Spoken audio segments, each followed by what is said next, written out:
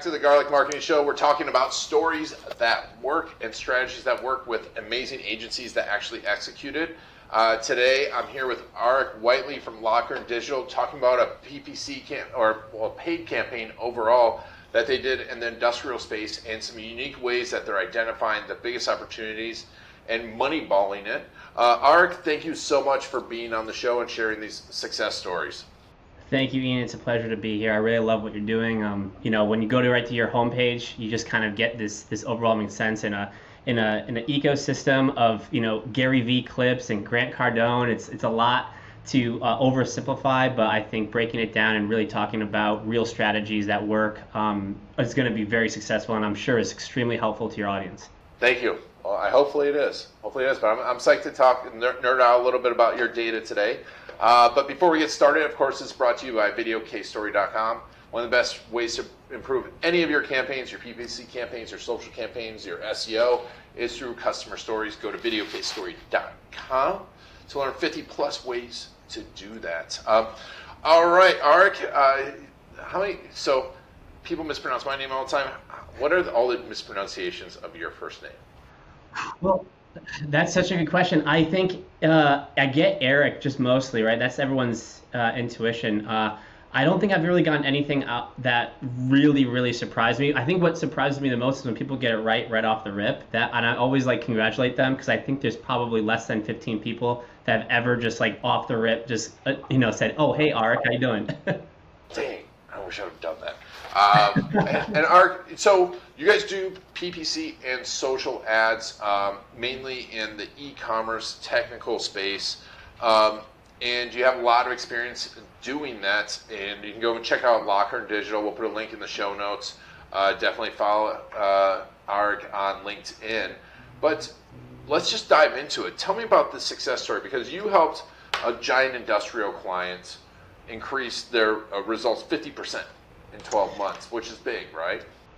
Yeah. Generally, those numbers are pretty big, and we were super excited about it. It was a tough situation. So the background here is, this industrial client. They're kind of, I like to kind of coin the phrase they're the Macy's of this particular industry.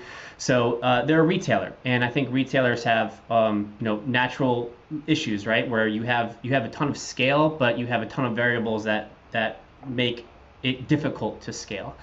But this particular client is really unique, and I love them because they are very forward thinking and they're very data driven. In fact, so much they actually hired out data scientists and programmers to help elevate their business from front to end, which is, to be honest, surprisingly rare, especially for an industrial client. You kind of think, those guys are, old guys, they don't know what's going on. These are the exact opposite, and I think it's been a testament to their growth. So the problem that they came with us is that they really focus a lot on Google Ads and search and shopping campaigns.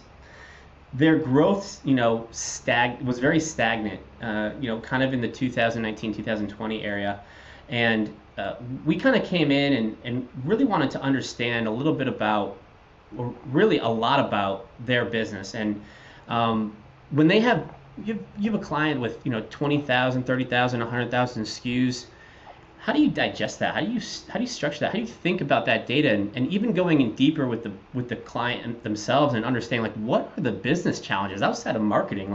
How do you guys even curate these types of products? How do you warehouse? How do you ship these? And there's different quantities and prices. It's pretty it's intense business. It's a business that I wouldn't want to do. My entire life is on the internet. The second something real happens, I don't know what to do with my hands, right?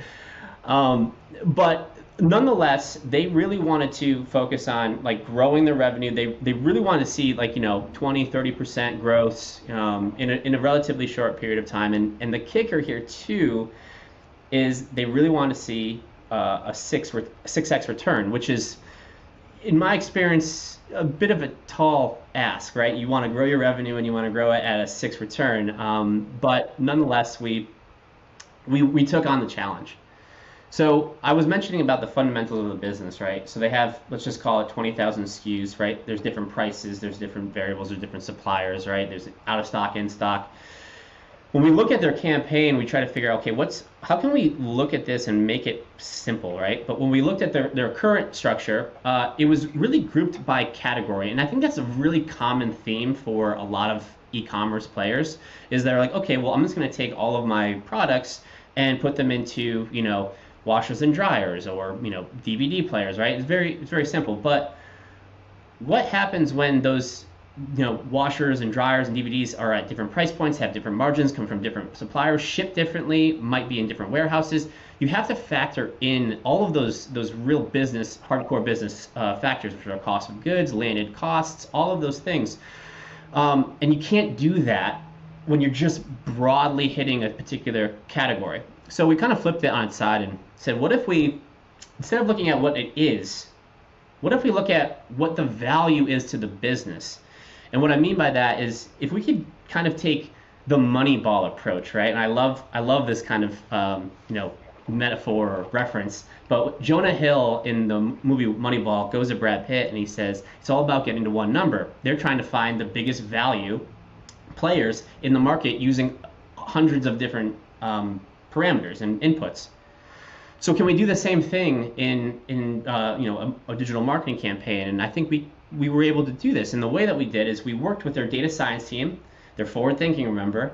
They're programmers, and we developed a dynamic process with a bunch of different inputs: price, inventory, shipping, all of those things that you need to have. There's probably 15 or 20 different inputs. And essentially what they did is they come to a single number. That number is the needed return to be profitable and continue to grow. So it's a transactional based profitability number at the SKU level. So now we have all of these 20,000 SKUs with one single number. We round that to the nearest 0.5, and now all of a sudden we can organize our products by the goal and the revenue goal that we need to hit, instead of what it is. So it's much different by grouping 3 different products with the same goal versus 3 products that are the same thing. So essentially what we were able to do was upload that data to the Google Merchant Center. That Google Merchant Center takes a custom label, ports it into Google Ads, and we're able to structure our campaigns based on that original goal. So we have a segmentation. Each campaign is targeting the exact 3.0 or 3.5, or in this case 300 or 350.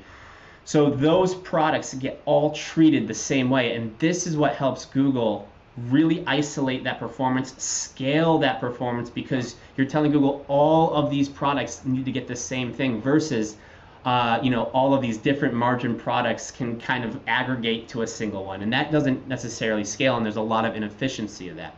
So as a result, we saw a 50% growth in overall revenue for their entire business, but more specifically 50% growth on just the Google Ads side of the business, and we were able to actually outperform that 6x ROAS at slightly higher. So needless to say, this was a really easy 2021 recap with the client. They were extremely overjoyed, and the trajectory has been absolutely phenomenal, and we couldn't be more pleased with how it's going.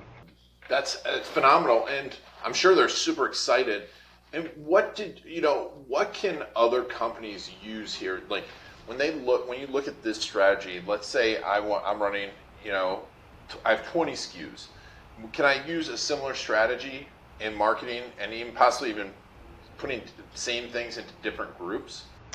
Totally. I think the strategy can be a little bit tailored depending on the size or the goal, right? In this case, it was very specific to what we had to do, and there was a lot of different SKUs. To your point, so I generally will structure that same style of approach, even if it's 20 SKUs, right? Because there might be, trying to think of an example here. We have a jewelry client that has necklaces, bracelets, rings, right? But she doesn't have a ton of them. There's about maybe 40 products. They still fundamentally have different inputs, different costs of goods, different landed costs that need to be structured in a way. So we, unless there's something that, like, all of your products have the exact same margin, have the exact same, like, from manufacturer all the way to the customer, if everything is exactly the same, put them in one campaign, put them in a goal, and you are 100% good. If there are different factors and you actually make different amounts of money on selling that product, I would highly recommend breaking those out into their own individual goals. Great. And I definitely want to come back and talk to you about this overall strategy, because I think this is an important strategy because you could be dumping, and I've seen this a lot in e-commerce stores where we got a $10 million e-commerce store and we end up with $1 million in debt at the end of the year, right? Because they're just dumping money into ads and not really making money. I think this important thing, that was amazing. I mean, 6x ROAS is ridiculous. And that type of 50% revenue growth, especially when you're talking about an existing company. This wasn't someone that just went from 0 to 6x. That's phenomenal. What's the best way of getting a hold of Lockhern Digital and working with you?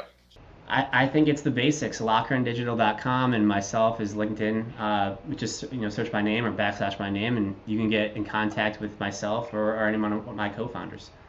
Awesome. Well, Aric, thank you so much for being on the Garlic Marketing Show and sharing these strategies that are working right now in e-commerce and pay-per-click and social ads. I really appreciate it. Absolutely. Thank you, Ian. Appreciate it. And thank you all for taking Aric and I on our journey. It's been on Garlic and the Garlic Marketing Show.